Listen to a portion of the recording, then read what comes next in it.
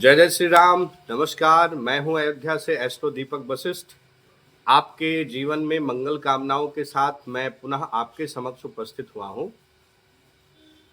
मित्रों, हम सभी जानते हैं कि 15 जनवरी को मकर संक्रांति का बहुत ही महत्वपूर्ण पर्व भारतवर्ष में मनाया जा रहा है। इस दिन सूर्य देव का गोचर धनु राशि से मकर राशि में होता है और इसी दिन से माना जाता है कि सूर्य देव उत्तरायण हो जाएंगे, अर्थात उत्तर दिशा की ओर सूर्य का गमन होगा। इसका मतलब पृथ्वी के उत्तरी गोलार्ध से सूर्य नजदीक होगा। पृथ्वी का उत्तरी गोलार्ध सूर्य के कक्षा में सूर्य की दिशा में होगी।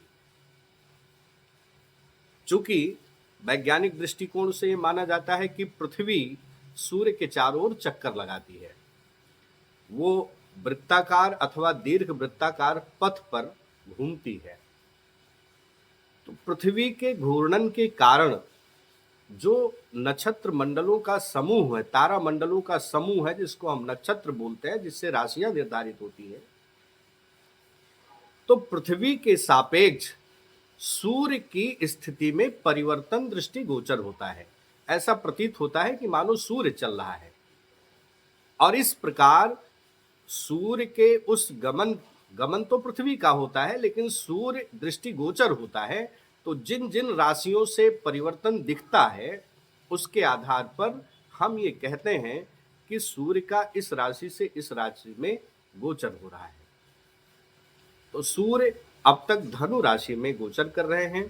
15 जनवरी की रात्रि में वो मकर राशि में गोचर करेंगे और इस प्रकार सूर्य का गोचर मकर में होने के साथ साथ मकर संक्रांति का पर्व, जो कि स्नान का, ध्यान का, दान का, आध्यात्म का, समरसता का विशेष पर्व है और इसीलिए इसको खिचड़ी का पर्व भी कहते हैं, क्योंकि खिचड़ी भी समरसता का भोजन है। 6 मास तक, अर्थात मकर राशि से लेकर के मिथुन राशि तक सूर्य का यह गोचर उत्तरायण का कालखंड कहलाता है। यह धर्म और आध्यात्म के लिए, शुभ काल के लिए, देव काल के लिए जाना जाता है और इसमें सारे मुहूर्त और बहुत सारे शुभ काम मानव जीवन के लिए होते हैं। इसी में ग्रीष्म ऋतु भी आती है, बसंत जैसी ऋतुएं भी इसी कालखंड में आती हैं।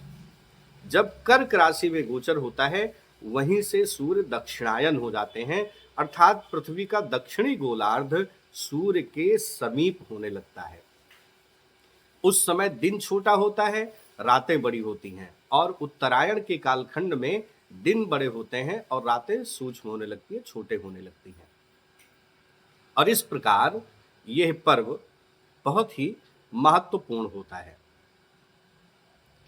एक विशेष बात और भी हम सबको जानना चाहिए कि प्रत्येक वर्ष मकर राशि में जब गोचर होता है सूर्य का, तो 20 मिनट अधिक लगता है। यानी एक वर्ष से दूसरे वर्ष जब सूर्य का गोचर होता है तो पिछली वर्ष की तुलना में 20 मिनट अधिक समय लगता है और इस प्रकार 3 वर्ष के बाद 1 घंटे का समय बढ़ जाता है और इसी क्रम में 72 वर्ष के बाद 24 घंटे का समय बढ़ जाता है, अर्थात पूरा 1 दिन बढ़ जाता है। और यही कारण है कि 72 वर्षों के बाद मकर संक्रांति का पर्व 1 दिन बढ़ जाता है। हम सभी जानते हैं कि अभी विगत कई वर्षों से हम लोग तो उसी कालखंड में हम लोगों का जन्म हुआ है कि जब हम मानते थे कि 14 जनवरी को मकर संक्रांति का पर्व होता है, लेकिन अब यह पर्व 15 जनवरी को होने वाला है, मतलब होगा और ये आने वाले 72 वर्षों तक होगा। तो मकर संक्रांति का पर्व 1 दिन बढ़ जाएगा और फिर 72 वर्ष बाद ये 16 जनवरी को होने लगेगा, अर्थात 72 वर्षों के बाद 1-1 दिन बढ़ता रहेगा। ये पर्व बड़ा ही महत्वपूर्ण है।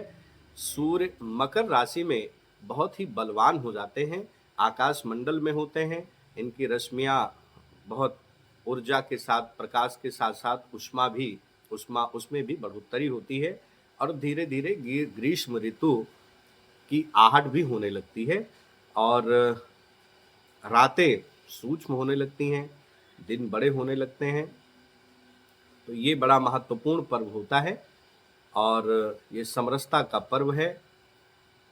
इसलिए आज समाज की सबसे बड़ी नीड भी है कि एक समरसतापूर्ण समाज की स्थापना हो। धन्यवाद।